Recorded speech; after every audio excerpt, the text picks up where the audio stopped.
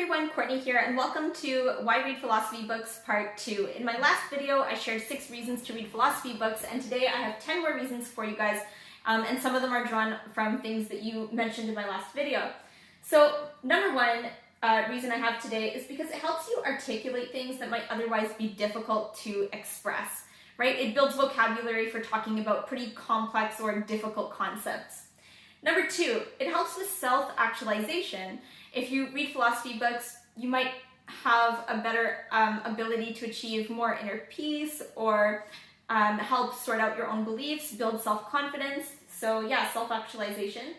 Number 3, you could use it to make a meaningful difference. So this is something that you guys actually commented on my previous video asking about, using what you've learned in philosophy to try to make the world a better place. And you could absolutely use it for those reasons. I know that sometimes the gap between thinking about something and actually going out and acting on it can be a huge one, but absolutely philosophy could be used in that way. Number 4, it's good for your brain. It's not a pastime that's like sitting around passively watching TV or going out and drinking. It's something that's good for you to pass the time with. Number 5, I think that it helps you understand other works of art or pieces of entertainment, whatever it may be, on a deeper level. So, for example, I think having read philosophy helps me understand things like even movies on a deeper level. It doesn't matter what movie it is, or comic books, or any forms of entertainment. And I think also reading different philosophers and seeing what they've had to say about previous philosophers has helped me understand every philosopher better. So it's really interesting for me to just see what, let's say, for example, Hegel got out of reading, Kant, right? And I'll give you an example of this. Like, I read Kant's Critique of Pure Reason, for instance, and I understood that he said that space and time are constructs of the mind, and I was like, okay, I get it, they're lenses, we can't discard them, and that's what Kant thinks. But I didn't really grasp the importance of that assertion in its totality until more recently, having read Hegel and Schopenhauer, and this idea of the subject being essential to reality. So it was just interesting, and I think that the philosophers helped me understand other philosophers on another level, as well as other things like entertainment pieces and art and everything like that. So that was reason number 5. So reason number 6, it actually does help you answer questions about philosophical questions, right? So I think at first, everyone can go through that phase where it kind of like feels like it just breaks down everything you thought that you ever knew.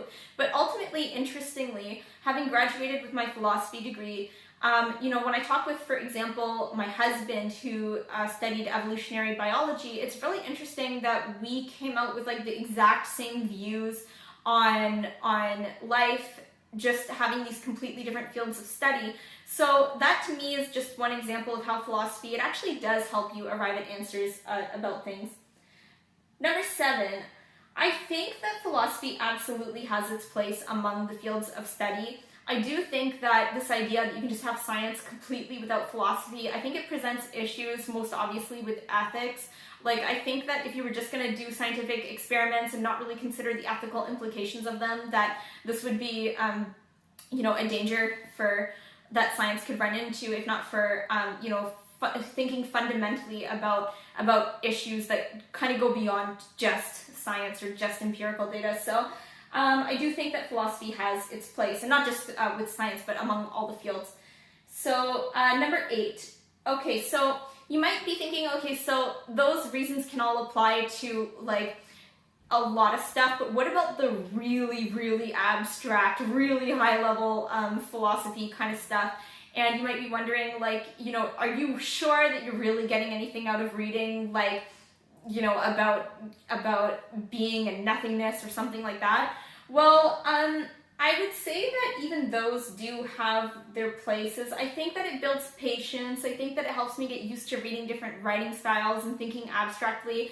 So I would say that even the absurd, even the badly argued, even the very difficult to discern, I do think they're all worth reading in some way. Number 9, one of my favorite things about philosophy is that you don't need to go out and you know, you don't need to pay for a class. I mean, you could, but you know, it's just something that you can just do by yourself. You don't need to rely on anyone.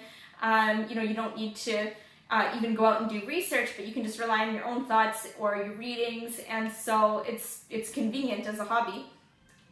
Okay, I gotta go soon because I can hear my baby. But number 10, and she's with my husband, she's not alone, is that it can help you realize that if you have beliefs that were not as strongly grounded as you may have thought at first. So I've had this experience having a YouTube channel of like saying something, thinking that it's a perfectly valid point, and then just having it like ripped apart. And at first, you know, it's like, oh, maybe I just shouldn't say anything. But ultimately, I think it's a healthy thing to have that happen and realize that, you know, you really need to know what you're talking about before you go and assert something.